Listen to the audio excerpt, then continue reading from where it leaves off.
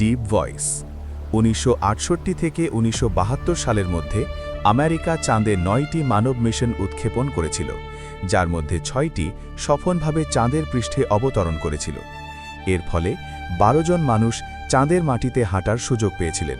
নাসার চাঁদ অভিযানের পরবর্তী অধ্যায়, যার নাম আর্টেমিস, শুধু চাঁদে গিয়ে সেখানে দীর্ঘমেয়াদী মানব উপস্থিতি গড়ে তোলা নয়, বরং মঙ্গল গ্রহে আরও জটিল মানব মিশনের জন্য প্রস্তুতি নেওয়ার দায়িত্ব পালন করবে। সংক্ষেপে বললে, মঙ্গলে যা যা করতে হবে তার সবকিছু আমাদের প্রথমে এখানে চাঁদে করে দেখাতে হবে। তাহলে একটি আর্টেমিস মিশন কেমন হবে?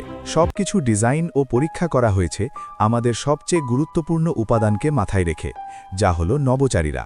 এটি হলো তাদের গভীর মহাকাশের জন্য মানব নিরাপদ মহাকাশযান ওরায়ন, যা 3টি অংশে তৈরি। ক্রু মডিউল, যেখানে সর্বোচ্চ 4 জন নভোচারী পুরো ফ্লাইট জুড়ে বাস করবেন এবং কাজ করবেন।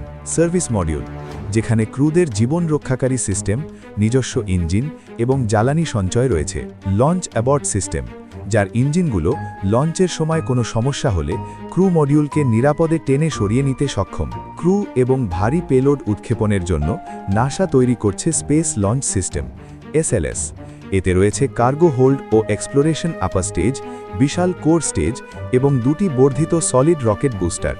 সব মিলিয়ে এটি হল বিশ্বের সবচেয়ে শক্তিশালী রকেট, যা অ্যাপোলো যুগের কিংবদন্তি স্যাটার্ন 5কেও অনেক দিক থেকে ছাড়িয়ে গেছে। লঞ্চ প্যাডে বসে পুরোপুরি জ্বালানি ভর্তি অবস্থায় এই রকেটের ওজন 60 লক্ষ পাউন্ডেরও বেশি, যার মধ্যে 52 লক্ষ পাউন্ড শুধু জ্বালানি। একবার ইগনিশন হলে যা ঘটবে তা আর থামানো যাবে না। 4টি RS-25 ইঞ্জিন এবং 2টি সলিড রকেট বুস্টার জেগে ওঠে, গর্জন করে আমাদের ক্রুকে উপরের দিকে তুলে নেয়। ইগনিশনের 2 মিনিট পর সলিড রকেট বুস্টারগুলো নিঃশেষ হয়ে যায়। লঞ্চের অন্তত 8 মিনিট পর কোর স্টেজের জ্বালানি শেষ হয়ে যায় এবং তা আলাদা হয়ে যায়। আপার স্টেজ সংক্ষিপ্ত সময়ের জন্য চালু হয়ে ওরায়নকে পৃথিবীর চারপাশে একটি পার্কিং কক্ষপথে স্থাপন করে। এখানে ক্রুরা মহাকাশযানটি পুনরায় কনফিগার করে এবং সব সিস্টেম পরীক্ষা করে নিশ্চিত করে যে গভীর মহাকাশ যাত্রার জন্য সবকিছু প্রস্তুত। মিশন কন্ট্রোলের অনুমতি পাওয়ার পর ক্রুরা এক্সপ্লোরেশন আপার স্টেজের ইঞ্জিনগুলো পুনরায় চালু করে পৃথিবীকে সম্পূর্ণরূপে ছাড়িয়ে যায়। এই ম্যানিউভারের সঠিক সময় অত্যন্ত গুরুত্বপূর্ণ, যাতে পৃথিবীর মাধ্যাকর্ষণ শক্তি থেকে পালিয়ে যাওয়ার গতি পাওয়া যায় এবং একই সাথে ওরায়নকে এমন পথে রাখা যায় যা কয়েকদিন পর চাঁদের সাথে মিলিত হবে। এই বার্ন সম্পূর্ণ হওয়ার পর SLS-এর আপার স্টেজটি ফেলে দেওয়া হয় এবং ওরায়নের ক্রুরা চাঁদের দিকে কয়েকদিন ধরে ভেসে চলতে থাকে। চাঁদের কাছে পৌঁছানোর সময় আমরা আর্টেমিস এবং অ্যাপোলোর মধ্যে মৌলিক পার্থক্য দেখতে পাই। অ্যাপোলোর মতো ওরায়নকে এককালীন লুনার কমান্ড মডিউল হিসেবে ব্যবহার করতে হয় না বা সীমিত লুনার ল্যান্ডার বহন করতে হয় না। আর্টেমিস মিশনগুলি একটি ভিন্ন পদ্ধতি গ্রহণ করবে। প্রি স্টেজিং, চাঁদ অভিযানের জন্য যা যা প্রয়োজন তা আগে থেকেই বাণিজ্যিক এবং আন্তর্জাতিক অংশীদারদের মাধ্যমে স্থাপন করা হবে। এর মধ্যে রয়েছে রোভার, বৈজ্ঞানিক পরীক্ষা নিরীক্ষা এবং চাঁদের পৃষ্ঠে মানব নিরাপদ সিস্টেম। কিন্তু এর পাশাপাশি চাঁদের কক্ষপথে একটি নিবেদিত লুনার স্টেশনও থাকবে, যার নাম গেটওয়ে। এই স্টেশনে আমরা আগে থেকেই একটি শক্তিশালী লুনার ল্যান্ডার প্রস্তুত রাখতে পারব এবং একটি শক্তিশালী যোগাযোগ ব্যবস্থা স্থাপন করতে পারব। উন্মুক্ত মানদণ্ডে ডিজাইন করা গেটওয়েকে নতুন মিশন এবং অংশীদারিত্বের সাথে সাথে আরও বড় করা যাবে। এতে একই সময় চাঁদে মাল্টিপল মানব মিশন পরিচালনা করা সম্ভব হবে এবং মানব মিশনের মাঝে মাঝেও বৈজ্ঞানিক কাজ চালিয়ে যাওয়া সম্ভব হবে।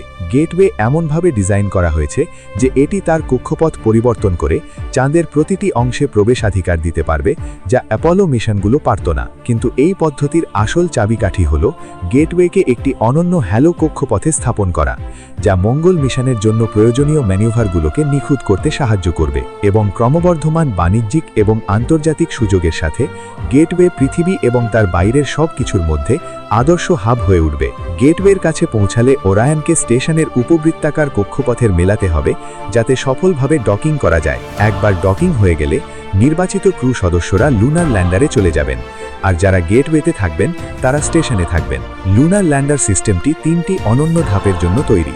গেটওয়ের হ্যালো কক্ষপথ থেকে নিম্ন চন্দ্র কক্ষপথে নামা, নিম্ন চন্দ্র কক্ষপথ থেকে চাঁদের পৃষ্ঠে অবতরণ করা এবং চাঁদের মিশন শেষ হলে চাঁদের পৃষ্ঠ থেকে উৎক্ষেপণ করে আবার গেটওয়ের কক্ষপথে ফিরে আসা। ওরায়ন মহাকাশযানে ফিরে এসে গেটওয়ে থেকে আলাদা হয়ে গেলে ক্রুরা একবার ইঞ্জিন চালিয়ে হ্যালো কক্ষপথ থেকে বেরিয়ে আসবেন এবং আরেকবার চাঁদের চারপাশে ঘুরিয়ে মহাকাশযানকে পৃথিবীর দিকে ফিরে আনার জন্য বহুদিনের যাত্রাপথে স্থাপন করবেন।